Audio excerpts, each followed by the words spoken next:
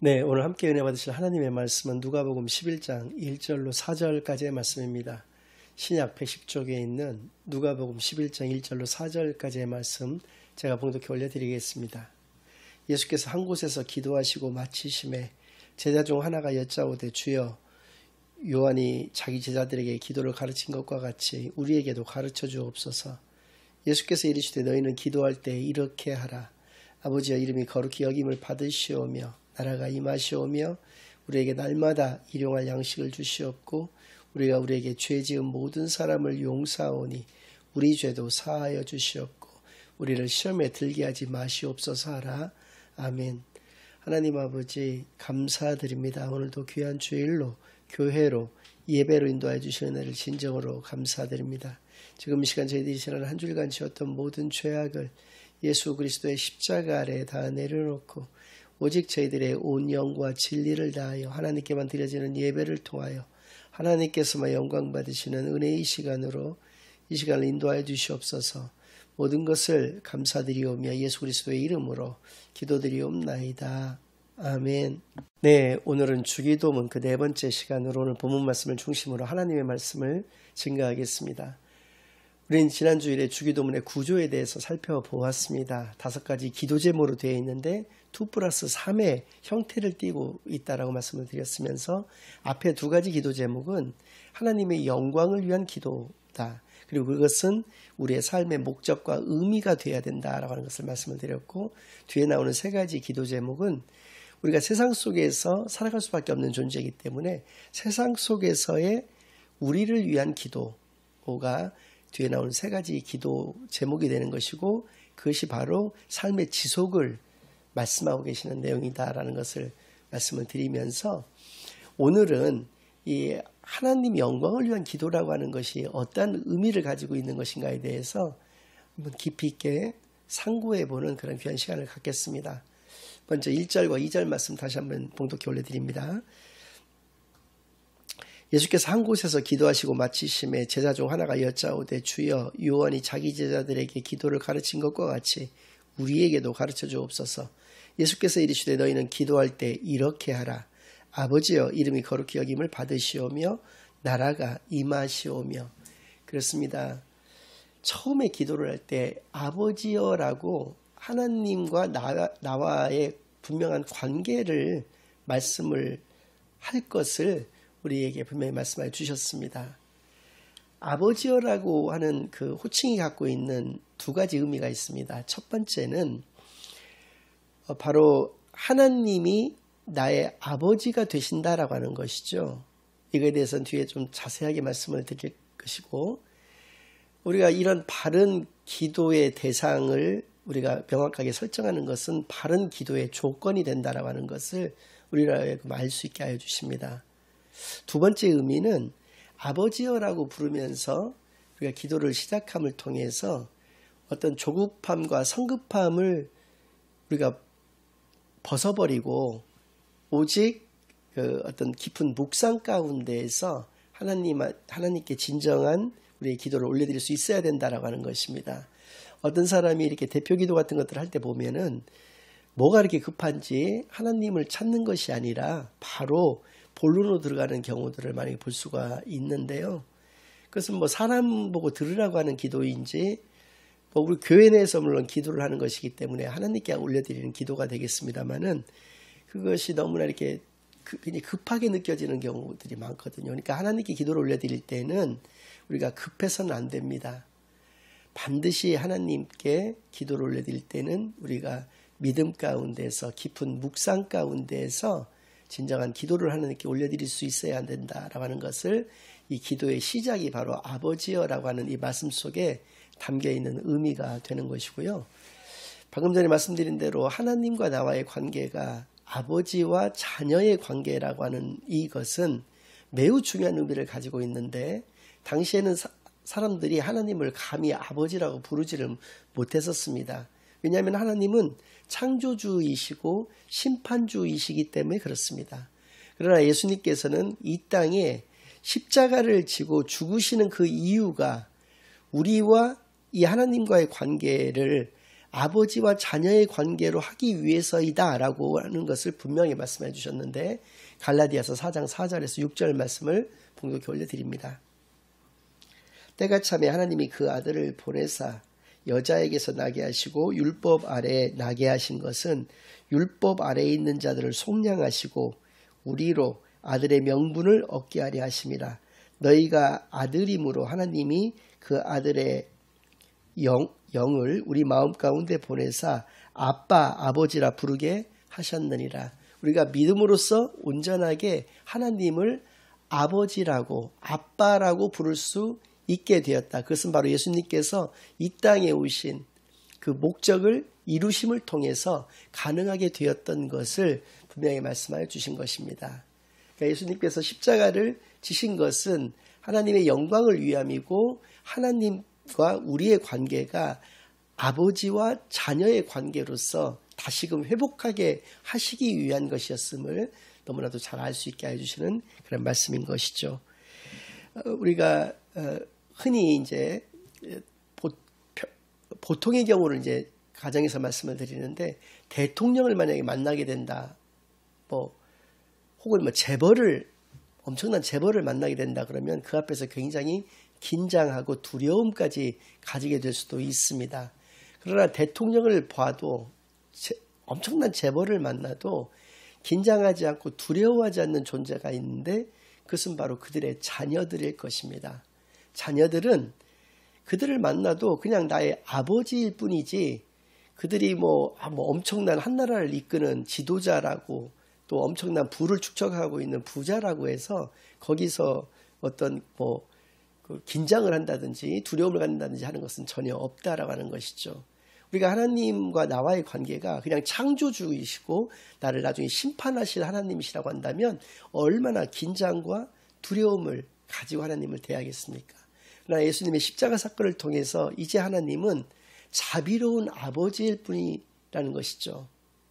그러니까 기도의 순간에 우리 하나님께서는 나의 아버지가 되시는 것이다. 내가 아빠라고 부를 수 있게 된 것은, 하나님을 거리낌 없이 아빠 이렇게 부를 수 있게 된 것은 예수님께서 이 땅에 오셔서 십자가를 지시고 우리를 속량하셨기 때문이다 라고 하는 것을 말씀해 주시는 본문이 되겠습니다. 그래서 주기도문의 첫 번째 그 단어는 아버지여가 되는 것입니다. 두 번째, 또 이름이 거룩히 여김을 받으시오며 라고 말씀하고 계십니다. 우리는 하나님의 영광을 위하여 살아가는 존재라는 것을 말씀을 드렸는데, 방금 전에 말씀드린 바와 같이 예수님께서 십자가를 지신 이유도 우리를 위해서 지셨다는 것보다는 그것은 후차적인 것이고, 맨 앞에 나오는 최고의 그 이유는 바로 하나님의 영광을 위해서이었다라고 하는 것을 이렇게 말씀해 주고 계십니다. 요한복음 17장 4절 말씀인데요. 아버지께서 내게 하라고 주신 일을 내가 이루어 아버지를 이 세상에서 영화롭게 하였사오니. 십자가를 지시기 바로 직전의 마지막 기도가 요한복음 17장이라고 하는 것을 말씀을 드렸었는데, 요한복음 17장 4절 말씀을 통해서 예수님께서는 십자가를 지시는 그 이유가 하나님의 이름을 거룩하게 하기 위해서, 하나님의 영광을 위하여 십자가를 지신다. 그 사명을 온전히 감당하신다라고 하는 것을 우리로 하여금 분명히 알게 하여 주셨다라고 하는 것을 알 수가 있습니다. 이 말씀들을 통해서 우리가 또 한 가지 깨달아야 될 것은 이런 것입니다. 예수님께서는 왜 십자가를 지실 수밖에 없었는가? 그것은 그들이 신성 모독의 죄로 예수님을 몰았기 때문에 그렇습니다. 하나님을 감히 인간의 몸으로 어떻게 자신이 하나님의 아들이라고, 인자라고, 다니엘서에서 이렇게 예언되어 있는 그 인자가 바로 자기 자신이라고 이야기를 할 수가 있단 말인가. 이처럼 참담한 신성모독은 처음이다라고 하는 그런 죄목을 붙여서 예수님을 십자가 처형을 하게 되었던 것이거든요. 그러니까 그들 입장에서는 하나님의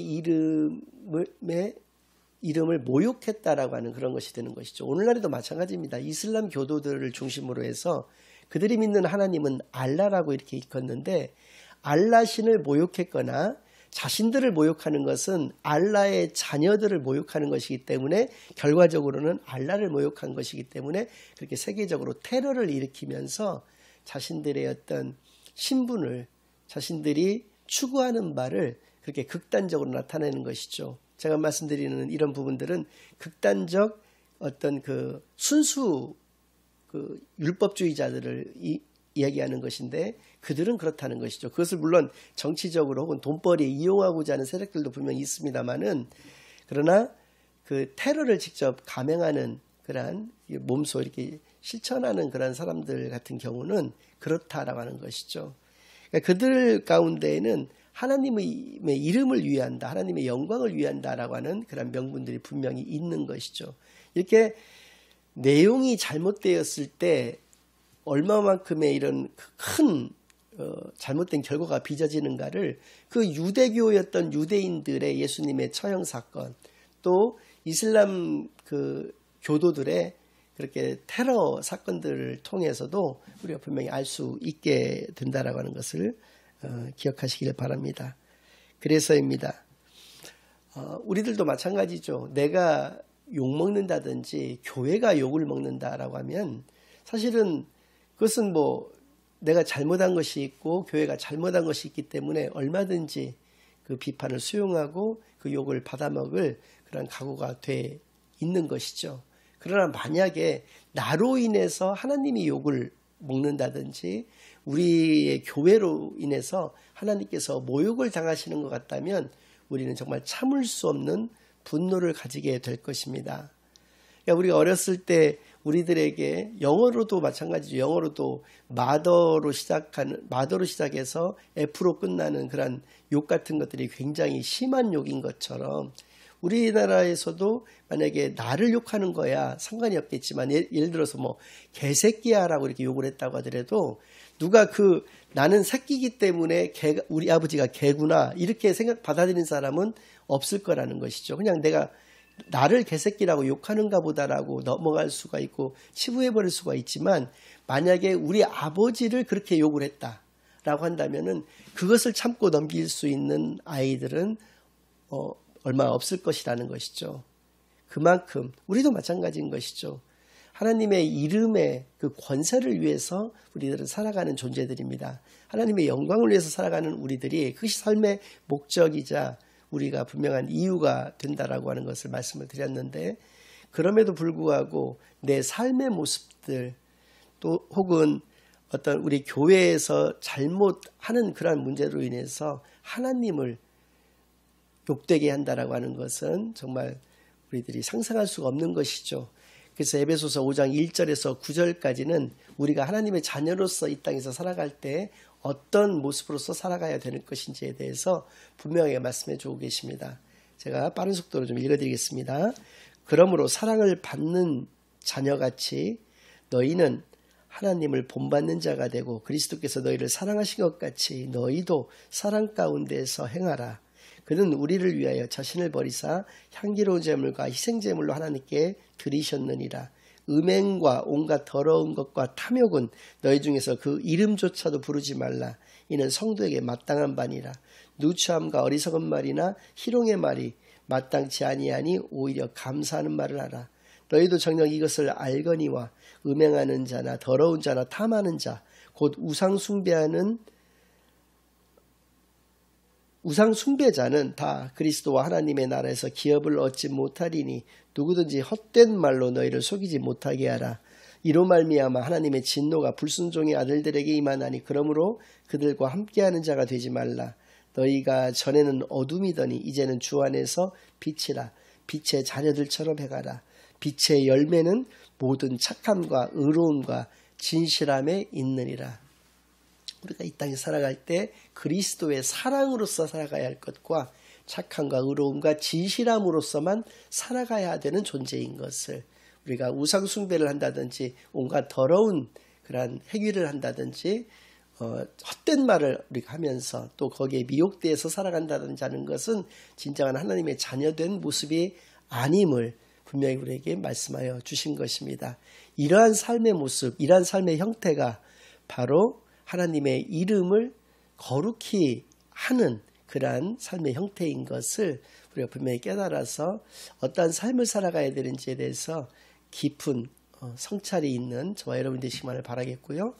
마지막으로 나라가 임하시오며 라고 하는 말씀이 있습니다.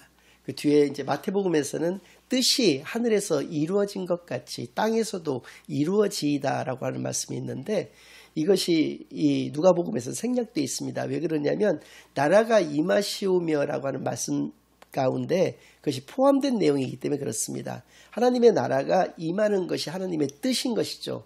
우리가 어디가 됐든지 간에 하나님의 나라가 임하는 것, 천국뿐만 아니라 이 세상도 하나님의 나라를 우리가 이루고 확장해 나가는 것이 바로 우리의 사명인 것을 말씀해 주셨는데, 그것이 하나님의 뜻이 하늘에서는 이루어진 것과 같이 땅에서도 이루어진다라고 하는 그 말씀 가운데 담겨있는 의미가 되는 것이기 때문에 그렇습니다.